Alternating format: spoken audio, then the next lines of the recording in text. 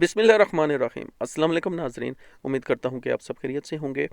Social media पर एक ख़बर गर्दिश कर रही है कि गैर मुल्कियों को सऊदी अरब में टैक्सी चलाने की इजाज़त मिल चुकी है। इस ख़बर की क्या कुछ हकीकत है, मैं वो डिटेल आपके साथ शेयर करूँगा। तो सबसे पहले ये ख़बर जो ब्रेक की है वो आजिल वेबसाइट ने ब्रेक की है।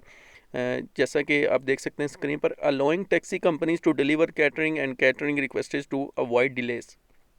के जो टैक्सी की कंपनियां हैं उनको जो है फ़ूड डिलीवरी की इजाज़त दी जाएगी, क्योंकि जो शिकायतें बहुत ज़्यादा आ रही हैं कि सामान लेट पहुंचता है या खाना ठंडा हो जाता है, तो इस वजह से उन्हें इजाज़त दी जाएगी।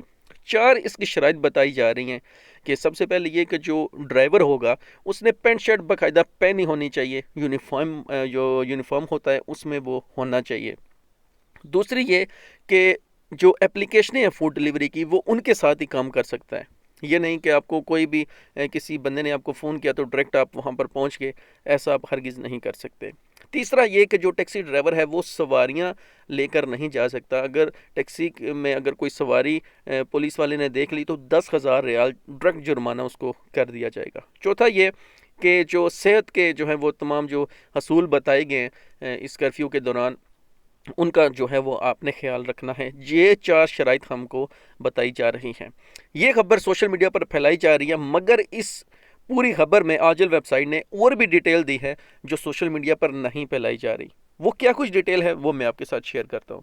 अब इस खबर में असली डिटेल ये वाली है, और ये जो सामने लिखा हुआ है इसकी अगर मैं इसको ट्रांसलेट करूँ तो इसमें ये लिखा हुआ है कि जो नेशनल लॉजिस्टिक्स जो कंपनी है, कमेटी है जो, और जो कंसर्न जो अथॉरिटीज़ हैं, उन्होंने ये फैसला किया है कि हमें टैक्सी की कंपनी को इजाज़त देनी चाहिए कि वो इनके साथ काम करें।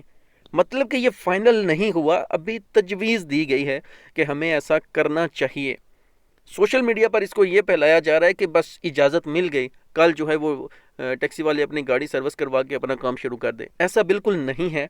ये अभी तजवीज़ दी गई है कि हम इस तरह जो है कर सकते हैं। एक तो जो टैक्सी ड्राइवर हैं, जो कंपनी है, उनको रोज़गार मिल जाएगा। वो आजकल आपको पता है कि कर्फ्यू की वजह से घर बैठे हुए हैं, उनको इजाज़त मिलने की वजह से ये एक तो उनको रोज़गार मिलेगा, दूसरा जो हमारी कंप्लेंट्स आ रही हैं फूड डिलीवरी की वो भी काफ़ी हद तक कम हो जाएंगी। अच्छा, इस सारी खबर की जो तफसीलात हैं वो सिर्फ इन कुछ अल्फाज में ही मैं आपको बता देता हूँ कि सबसे एंड पे ये लिखा हुआ है, it is expected that companies operating in the famous fair activity will start receiving delivery request in the coming days.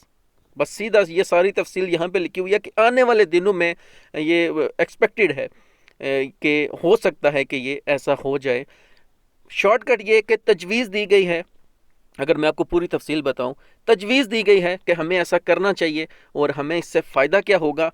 कहीं पे भी नहीं बताया गया गैर मुल्कियों को इजाज़त मिलेगी, कौन कर सकता है कौन नहीं कर सकता, क्योंकि आपको पता है कि जैसे ही कर्फ्यू शुरू हुआ था सऊदी हुकूमत की तरफ से ये कहा गया था कि जो ड्राइवर होंगे जो डिलीवरी के, वो सिर्फ सऊदी ही होंगे, गैर मुल्की ये काम नहीं कर सकता। तो नेक्स्ट इसके बारे में जो भी अपडेट आएगी मैं आपके साथ शेयर करूँगा। बस फेक न्यूज़ से जो है बचें। इन हालात में जो है वो आपको बताएं कि फेक न्यूज़ हर तरफ फैलाई जा रही हैं, तो उनसे बचें। उनके व्यूज़ के लिए, उनके डॉलर्स के लिए जो है वो अपने दिमाग की जो है वो टेंशन ज़्यादा मत करें और आगे झूठ मत फैलाएं। अपना और अपने प्यारों का ख्याल रखिए। मिलते हैं नेक्स्ट वीडियो में।